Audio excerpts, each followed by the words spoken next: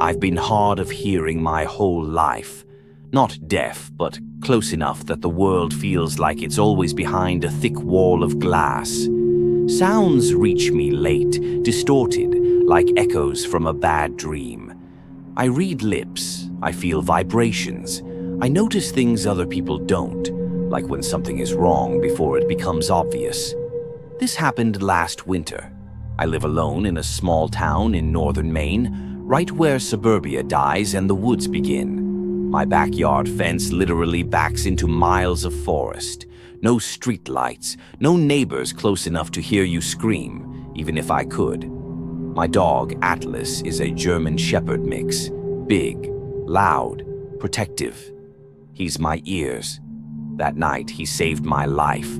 It started like any other evening. Snow falling sideways, wind rattling the house like it wanted inside. I microwaved leftovers and turned on subtitles for some dumb Netflix show. Atlas lay near the back door, ears twitching. Then he stood up, low growl, the kind that doesn't happen unless something's really wrong. I muted the TV. Nothing. Atlas paced, nails clicking. He stared at the sliding glass door. I walked over and pressed my palm to the glass. Cold, too cold, like it had been open recently. The motion light flicked on, and there he was. A man stood at the edge of my yard, half hidden by the trees, tall, too still, wearing a dark jacket with the hood pulled low. His face was pale, unnaturally pale, like he hadn't seen sunlight in years. Atlas lost his mind. I stepped back, heart hammering, hands shaking as I texted 911. My fingers felt clumsy, useless. The man lifted his head and smiled. I didn't hear the glass break. I felt it, a vibration through the floor, through my bones. Atlas lunged as shards exploded inward. The man didn't rush. He stepped through slowly, like he owned the place. I ran, locked myself in the bedroom, dresser shoved against the door. Atlas snarled beside me, teeth bared, hackles raised. Then the lights went out. Complete darkness.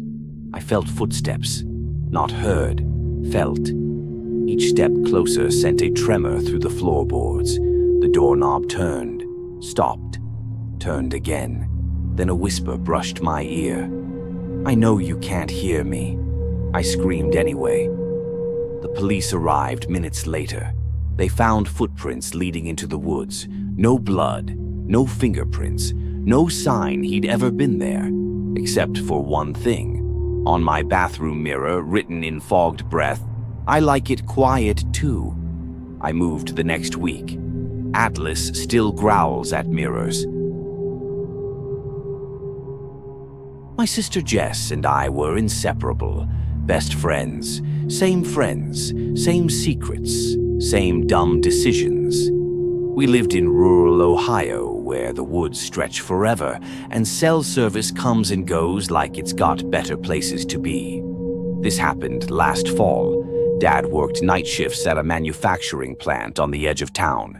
Sometimes he asked us to bring him food if he forgot lunch. That night, my phone buzzed. "Dad, can you girls bring me dinner?" Cafes closed. Normal.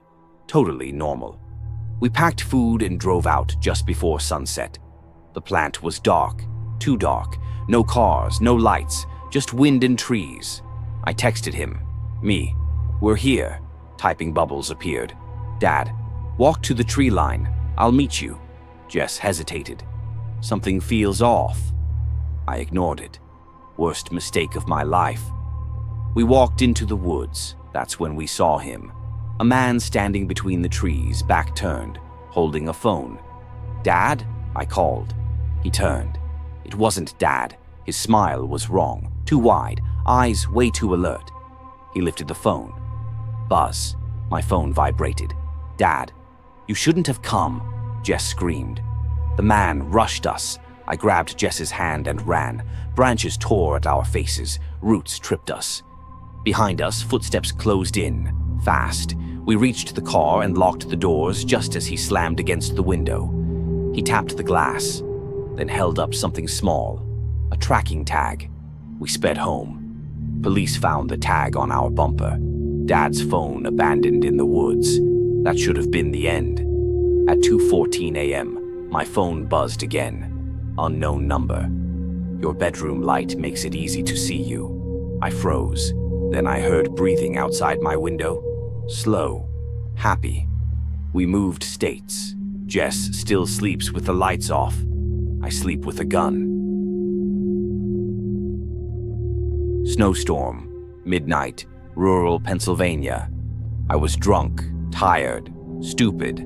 I slid off the road and wrapped my car around a tree. No service, no houses, just woods and wind screaming like something alive. While waiting for help, I noticed footprints circling my car, fresh. Then something hit my window. I stepped out, flashlight shaking, blood in the snow, leading into the trees. Against every instinct, I followed it. That's where I found the deer, or what was left of it. Head gone, body torn open like something didn't care about meat, only violence.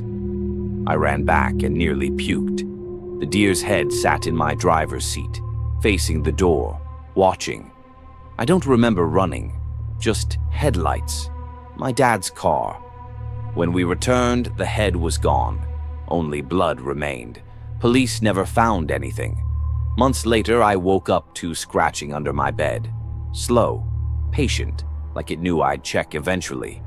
I never did. I moved. Sometimes when it snows, I see tracks outside my window, waiting.